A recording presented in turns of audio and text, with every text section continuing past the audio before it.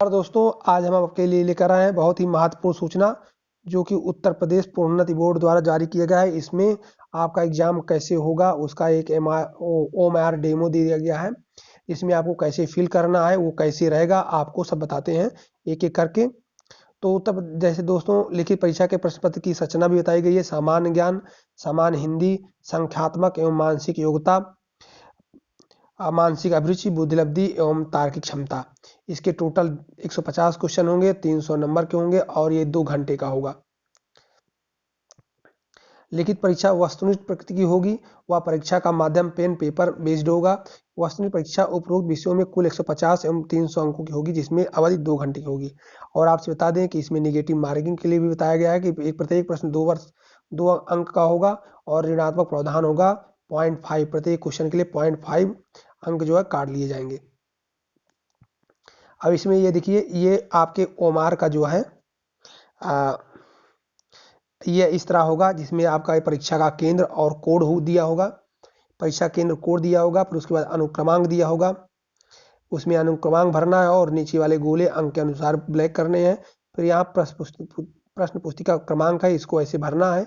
उसके बाद आपकी जो पाली होगी, पहली द्वितीय पाली, उसको करना है। तो इस तरह से इसको जो है बढ़िया से फिल कर लेना है और इसे आप एक बार अपने वहाँ पर देख लें कैसे कैसे फिल करना है, ताकि वहाँ पर आपका कम से कम समय लगे और सही भरा जाए। गोलों को काटने या मिटाने की जरूरत नहीं है। यदि आप काटते हो, इसमें दिखाया गया कि आपको इस तरह से नहीं करना है। जैसे इसमें सही एक ही है, जैसे ये सही है, ABCD में से कोई एक ही विकल्प सही है, तो जो विकल्प सही है, जो आपको सही लगता है, उस पर ब्लैक करेंगे, बाकी सबको ऐसे ही रहने देंगे। आप जो है कोई विकल्प अगर गलत है तो वहां पर आप क्रॉस नहीं कर सकते इस तरह का।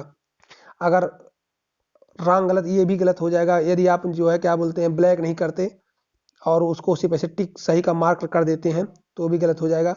यदि आप गोले को आधा भरते हैं तो भी गलत हो जाएगा और यदि गोले एक से अधिक भरते हैं तो भी आपको गलत हो जाएगा और उसका निगेटिव मार्किंग माना जाएगा, क्योंकि आपने प्रश्न गलत किया है।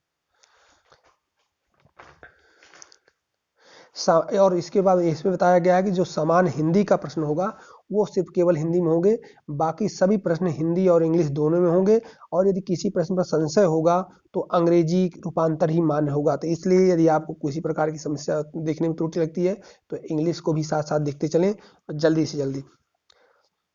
अभ्यर्थियों की संख्या के अनुसार लिखित परीक्षा एक से अधिक तिथियों में विभिन्न प्रश्न पत्रों के साथ विभिन्न पालियों में आयोजित की जाएगी। प्रत्येक पालियों के प्रश्न पत्र और अलग अलग होंगे।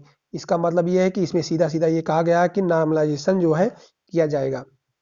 और उसके बाद यही बताया गया है कि यदि किसी प्रश्न पर विवाद होता है या उसके एक से अधिक जो है आंसर सही है, तो एक जो है विशेष रीट पड़ी थी हाई कोर्ट में, तो उसी के अनुसार उसका अंक प्रदान किया जाएगा। और उसका सूत्र ये है, सही उत्तर गुणे निर्धारित अंक बटा सही प्रश्नों की संख्या।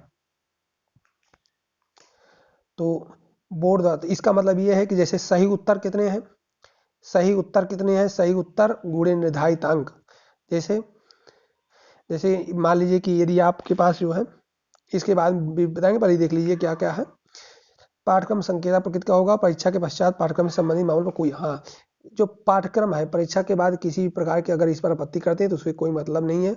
और यदि जो भी सूचना होगी विज्ञापन या के माध्यम से आपको प्रेषित कराई जाएगी, उसके संबंध में आप जो है सूचना अधिकार अधिनियम के तहत मांग नहीं कर सकते, जो कि वो बेकार है।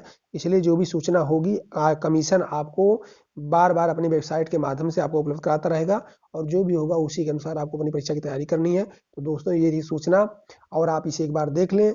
फिर OMR मार्केट में बहुत सारे उपलब्ध हैं, आप अच्छे से फिल करके देख लें ताकि वहाँ पर आपको भरने में किसी प्रकार की समस्या ना हो और आप अपना पेपर बहुत ही चीज करके आए।